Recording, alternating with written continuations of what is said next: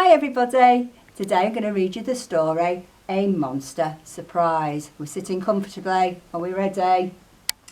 Beneath the leafy rooftop of the woods in Little Nook was a very hungry rabbit who was searching by the brook. My flowers have been stolen, almost every single bunch. Rabbit panicked, feeling sure that there was not enough for lunch. He saw a clump of fur between some sticks upon the ground, and he thought that he might know just where the culprit might be found. So Rabbit marched to Squirrel's house to find his precious food, and to tell his friend that taking it was really rather rude. "Excuse me," shouted Rabbit, now with Squirrel in his sight. "I was really looking forward to my marigold delight. I know you took my flowers, please return them right away." But it wasn't only Rabbit who was missing food that day. "My acorns have been stolen," Squirrel shouted with a cry, "and the villain left a bite mark in my tree as they went by." Their friends just knew one creature who would nibble on a tree, and they thought that they might know just where the culprit now might be. So on they marched to Beaver's house to find their precious food, and to tell their friend that taking it was really rather rude. "Excuse me," shouted Squirrel, now with Beaver up ahead. "I was really looking forward to my toast with acorns spread. I know you took my acorns, would you kindly give them back?" But it wasn't only Squirrel who was cross about her snack. "My branches have been stolen," snuffled Beaver full of grief, "and I'm sure I saw a pointy tusk belonging to the thief." The friends knew just one creature with a tusk of any sort, and they thought that they might know just where the culprit might be caught. So on they marched to Boar's house, off to find their precious food, and to tell their friend that taking it was really rather rude. "Excuse me," shouted Beaver, now that Boar was in her view. "I was really looking forward to my branch and bramble stew. I know you took my branches and I'd like them back unchewed."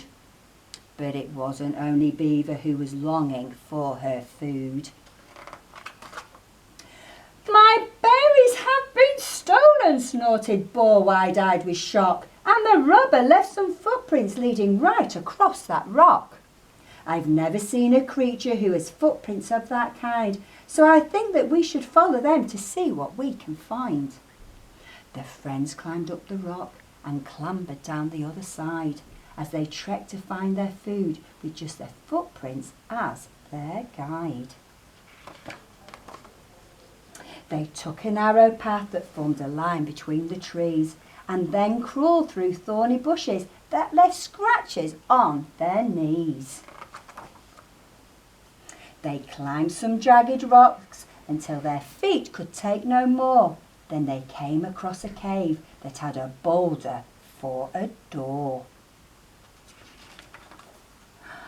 The boulder started moving, and the creatures stood in fright as a silhouette inside began to shuffle into sight.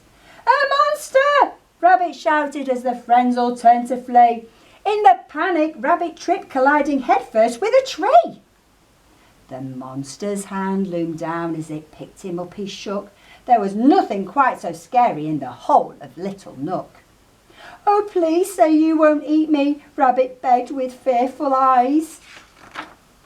"I would never eat a rabbit," laughed the monster with surprise.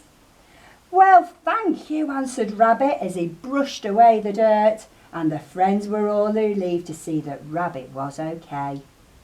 The monster mumbled shyly as it bent down on one knee. "I was hoping that you all would like to join me for some tea." The monster clicked his fingers, and the glowworms shined their light on the most amazing party full of wonderful delights. "Our missing food," said Rabbit, now with Monster's plan was clear, and the creatures all said sorry for reacting with such fear. "Please join me," said the monster as he headed for the seat. "You can help yourself to cups of tea and lots of yummy treats. One for rabbit, one for squirrel, one for boar and one for beaver."